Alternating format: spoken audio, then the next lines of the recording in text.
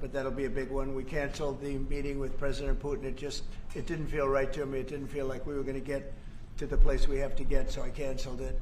But we'll do it in the future. Waited a long time. I thought that we'd go long before the Middle East. And Mark, as you know, we did the Middle East +7. So we did 7 different wars from Pakistan and India to so many. A very good relationship. But that'll be a big one. We canceled the meeting with President Putin. It didn't feel right to me. It didn't feel like we were going to get to the place we have to get, so I canceled it. But we'll do it in the future. Mr. President, do you have a timeline for when you think the story is going to be over because of your leadership? No, I don't have a timeline. You can't have in war, it's hard to have a timeline. You know, so many things happen in war. Go ahead. What about Tomahawk missiles?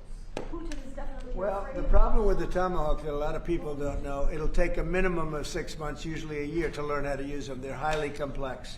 So the only way a Tomahawk is going to be shot is if we shot it, and we're not going to do that.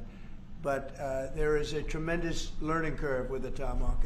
It's a very powerful weapon, very accurate weapon, and maybe that's what makes it so complex. But it will take a year. It takes a year of intense training to learn how to use it.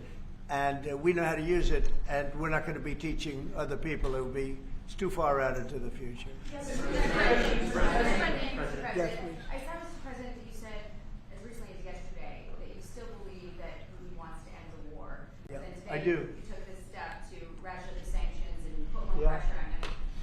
What else are you going to do to encourage him to get there, or can you explain why you do believe he wants peace? Yeah, it's a good question. Today is a very big day in terms of what we're doing. Look, these are tremendous sanctions. These are very big. Those are against their 2 big oil companies. And we hope that they won't be on for long. We hope that the war will be settled.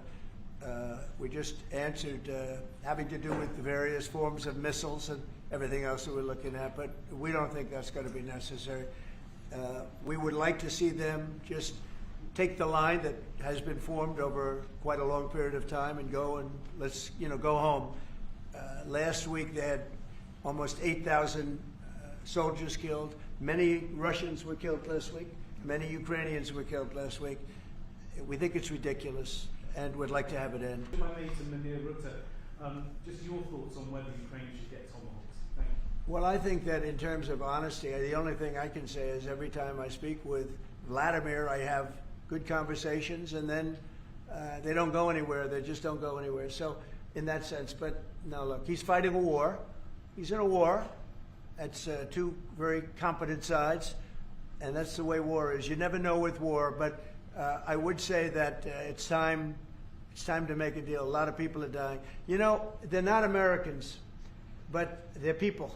They're souls, and they're dying by the thousands, worst since World War II, and we really should stop it. Hopefully he'll become reasonable, and hopefully Zelensky will be reasonable too. You know, it takes 2 to tango, as they say, and we're going to find out. They hate each other. These 2 people hate each other. You know that better than anybody, and it makes it more difficult than it should be. This should be easier to do, but the level of hatred between Zelensky and Putin is very substantial. Could I add one thing? What the president is doing today with these sanctions is putting more pressure, of course, on both parties, in this case on Russia. It's all about changing the calculus, making sure that Putin understands that the president's vision this weekend of having a ceasefire, stop where they are, as you literally said, and that this has to be step 1 now. And for him to really accept that vision and to come to the table. And then you have to put pressure, and this is exactly what he did today. Along with Europe. I mean, Europe, look, they've actually become friends of mine. I think Yes. all of them. Yeah. We have a very close relationship, and they want to see it end too. They really want to see it end. But I can say they're totally committed. If this went on for 10 more years, Europe is behind them. They just can't let that happen. Subscribe to One India and never miss an update. Download the One India app now.